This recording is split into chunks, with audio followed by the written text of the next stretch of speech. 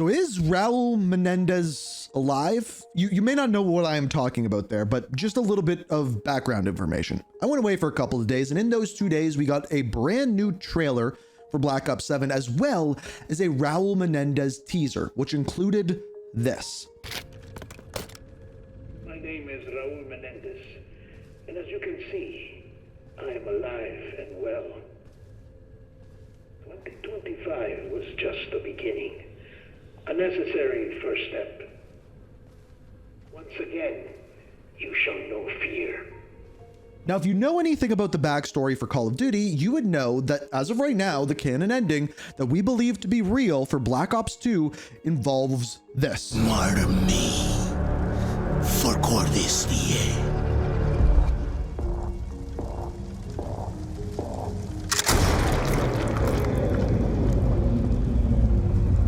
Which is Raul Menendez being dead. Yet, at this point in the original reveal for Black Ops 7, we saw this. Fear is a powerful thing. David Mason. Menendez.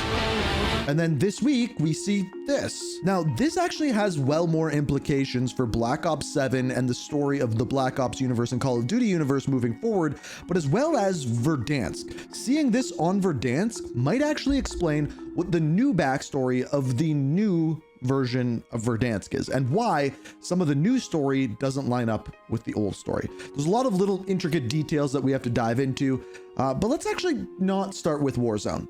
Let's start with the trailer that came out the other day.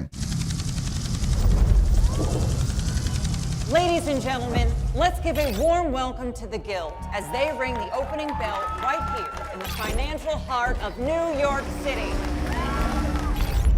The tech companies you trusted betrayed you.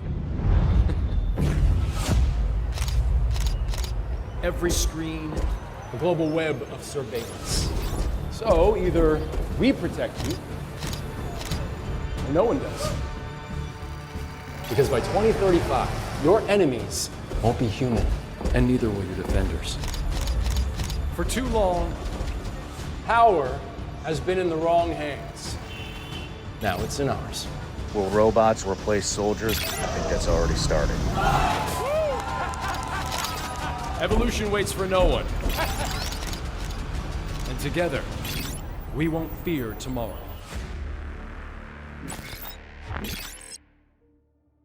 So this is obviously the teaser for the world reveal coming out at opening night live at Gamescom. So in other words, on the 19th. But what this is showing off is the Guild, the company that is going to essentially be the bad guy within the story of that game. Now, the person that we see in this goes by the name of Victor Thane. He is the CTO, or Chief Technical Officer, for the Guild. We believe him to eventually be the main bad guy within the campaign, and maybe Emma Kagan kind of be the mole on the inside. We don't know that for sure yet, but that is my guess based off of what we're seeing. Now, the Guild uses fear to sell. They say that they are going to use their robotics and their AI in order to protect the world. In other words, have no fear. We will come back to that. Now, there's also some pretty cool Easter eggs in this trailer as well. Specifically, if you look at the stock ticker down at the bottom of the screen right now. So the first one says Nova 1944-06. In other words, Nova 6, the gas, was founded in the year 1944. Here's the weird part. There's one thing that I couldn't figure out through all of these numbers, and it was the down 300. I thought it was talking about the mission in Black Ops 1 called Project Nova, where a bunch of men die in the ship sinking. I thought maybe 300 men died in that ship. Maybe Reznov said it in part of his speech, but I couldn't find that. So I do not know what the down 300 part is. If you have any ideas, let me know down in the comments. Now, this next one is Mason 6393 up 40, or in other words, Operation 40 was the very first mission that Alex Mason went on. Alex Mason then escaped from Vorkuta in the year 1963. Also, side note, the year that JFK got assassinated, maybe because of Alex Mason, maybe not. Now, the difficult one is the 93. 93 basically is nothing's happened in 1993 as far as any of the games. Maybe it has something to do with Black Ops 7. However, also, Alex Mason should be dead after the year 1989. The only thing that I can think of is in the year 2025, if the scene where Alex Mason is actually alive was true, he would be 93 years old in 2025. The next one that we have is Guild 2025-11-2035. So obviously Black Ops 7 takes place in the year 2035. It is currently in the newscast in the trailer, the year 2025, as you can see at the top there. And it is rumored that Black Ops 7 is getting released in November, in other words, the 11th month. And then the final stock that we have is Raul, or in other words, Raul Menendez, 72, 86, and 614. Now in 1972 is when the earthquake happened, which caused Raul Menendez's family to lose everything, and that is the year that the Menendez drug cartel actually started out and they began. The year 1986, that is the year where Frank Woods threw the grenade into Josefina, in other words, Raul Menendez's sister's bedroom, killing her. And finally, 614 or June 14th was the month and year where Cordis Die, Raul Menendez's new movement, which caused all of the events within Black Ops 2 to be founded. Now, the whole idea of this teaser and of this trailer is to show what the guild is doing and how they are actually using fear to sell their products and sell their robots. And even at the very end, they show the slogan, "Don't fear tomorrow," which glitches out and then says, "Fear tomorrow." Keep this in mind when you then listen to this. My name is Raul Menendez, and as you can see, I am alive and well. 2025 was just the beginning, a necessary first step. Once again, you shall know fear. Now, if you've kept up with your Call of Duty lore, you would know that this is extremely similar to the message that goes out at the end of Black Ops 2 when you kill Raul Menendez. They make him a martyr and put out this for the Cordis Dia movement. This video is triggered to play upon my assassination. Cordestier, you know how to proceed. My death will shine light upon ubiquitous darkness. Now, this is really counterintuitive to what we then hear on Verdansk, because in that speech, it specifically says that he is alive and well. And in fact, it's actually a lot more similar to the video that they put out this year on June the 20th. 2025 was just the beginning.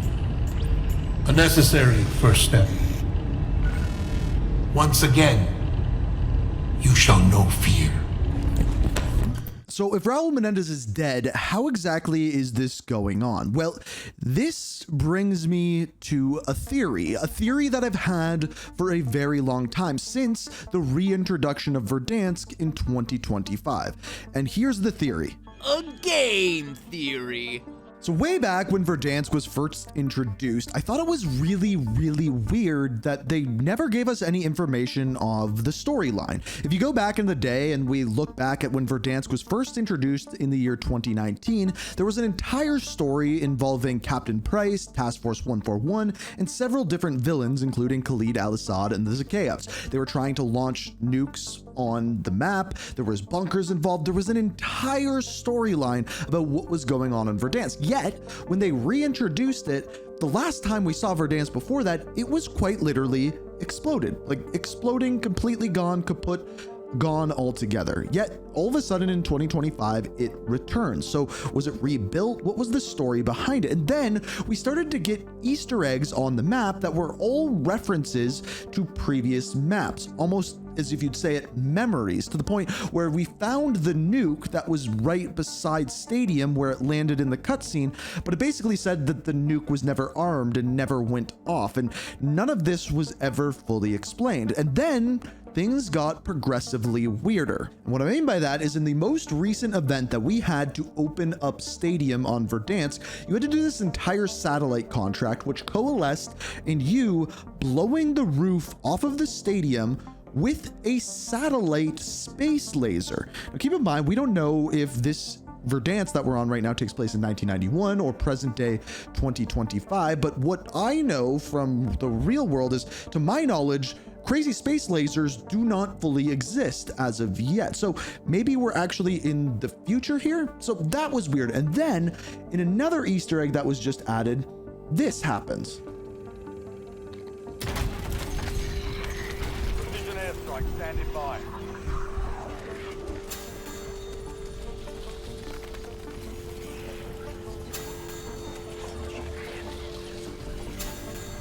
So there's this really trippy sequence filled with red butterflies, which of course brings us back to the reveal for Black Ops 7. When we first saw that trailer, David Mason follows this red butterfly, and as soon as he does, he goes through this mind-bending sequence where he seemingly sees a bunch of areas from the past, specifically his father, Alex Mason's past, and eventually sees Raul Menendez, who we believe is actually dead.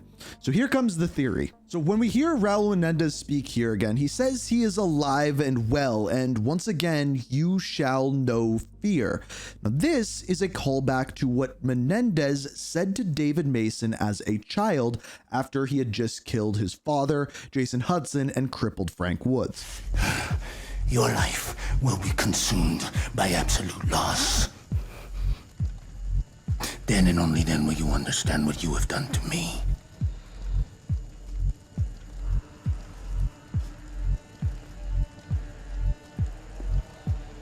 I would not kill you, boy. Not like Woods. You will suffer with me.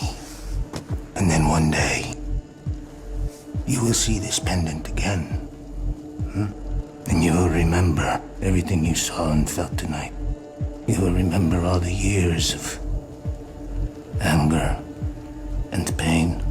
And when you do, David, please, come to me.